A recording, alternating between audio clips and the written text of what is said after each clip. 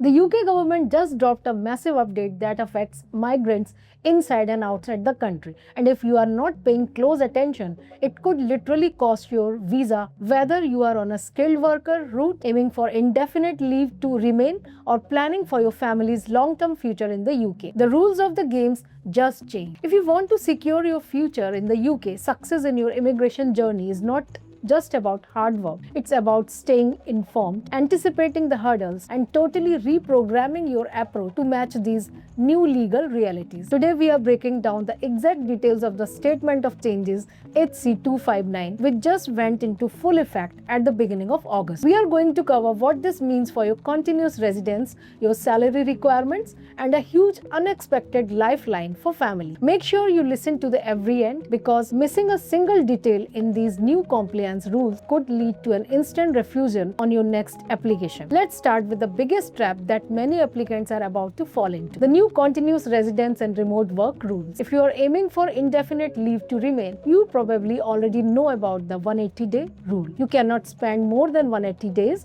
outside the UK in any rolling 12 months period during your 5-year qualifying time frame. But the Home Office has just tightened the leash on remote work. A lot of us travel back home or go on extended holidays and decide to work remotely for a UK employer while overseas. Under the new August directives, caseworkers are now explicitly instructed to heavily scrutinize overseas remote working. If you are working remotely while outside the UK, it is no longer enough to just stay under the 180-day limit. You must now provide written confirmation from your employer proving that this remote work was specifically permitted and incidental to your UK employment. If you cannot provide that letter, those days abroad could break your continuous residence, resettling your entire 5-year clock. If you have been working from a beach in Bali or visiting family back home while on the clock, you need to get your paperwork in order immediately. Next, we need to talk about the skilled worker visa and the new strict salary compliance framework. Back in April,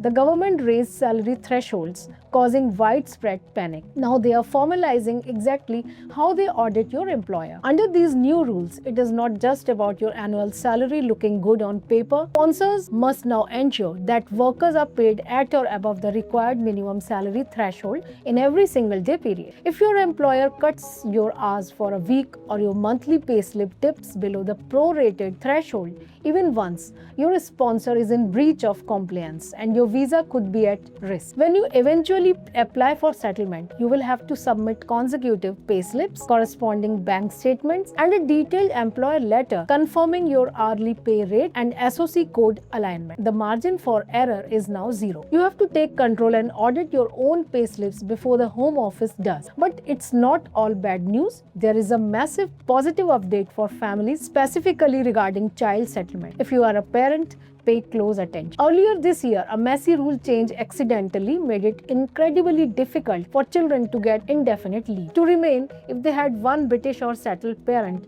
but the other parent only had limited leave to stay in the UK. The Home Office lost a major court of appeal case regarding this, and as of August 3rd, they have officially rolled back the restriction. The new wording in the immigration rules opens up a vital route to settlement for children in this exact situation. If one parent is present and settled in the UK and the other parent has limited leave, there is now a clear legal pathway for your child to be granted indefinite leave to remain. This is a huge victory for divided families and removes a massive burden of anxiety for parents trying to secure their child's future. Ultimately, these changes prove that the UK immigration system is constantly shifting. You cannot rely on yesterday's information to secure tomorrow's visa. You need to be proactive, get your documents aligned months in advance, and protect your peace of mind by staying fully compliant. Thank you so much for turning into today's update. If you find this information valuable, please make sure to hit